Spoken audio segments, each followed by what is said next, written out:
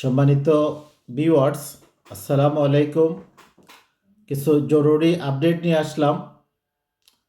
আজকে হাইকোর্ট অত্যন্ত গুরুত্বপূর্ণ একটি মন্তব্য করেছেন যে বৈষম্য বিরোধী ছাত্র আন্দোলনের নেতাদের ডিবি অফিসে ধরে নিয়ে খাবার টেবিলে ভিডিও করে যে প্রচার করা হচ্ছে, এটা তো জাতির সাথে মশকরা। আপনারা দেখুন, বিভিন্ন সংবাদ মাধ্যমে বিষয়টি খুব ফলো করে এসেছে।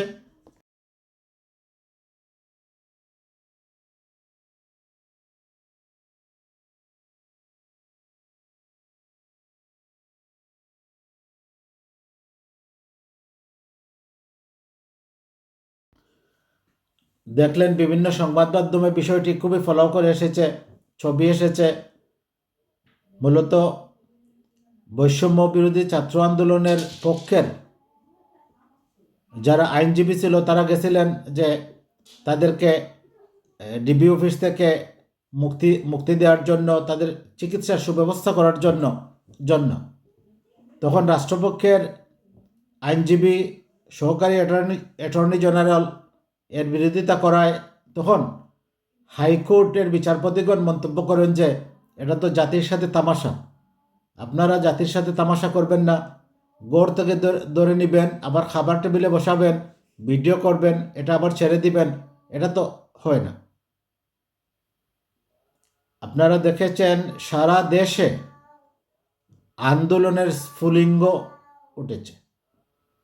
দেশের সকল বিশ্ববিদ্যালয় একযোগে স্পষ্ট বিবৃতি দিয়েছে যে তার আন্দোলন চালিয়ে যাবে।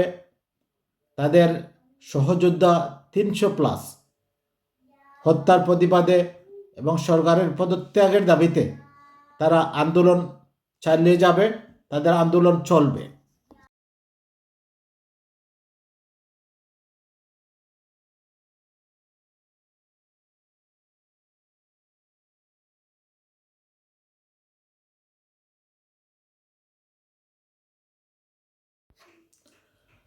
ঢাকা বিশ্ববিদ্যালয়, জাহাঙ্গীরনগর বিশ্ববিদ্যালয়, জগন্নাথ বিশ্ববিদ্যালয়, ঢাকা, চিটাগং, সিলেট, ময়মনসিংহ, রাজশাহী সর্বত্র ছাত্র রাস্তায় নেমে এসেছে। আগের চেয়ে দ্বিগুণ শক্তি নিয়ে অসীম সাহসের সাথে তারা আন্দোলন চালিয়ে যাচ্ছে।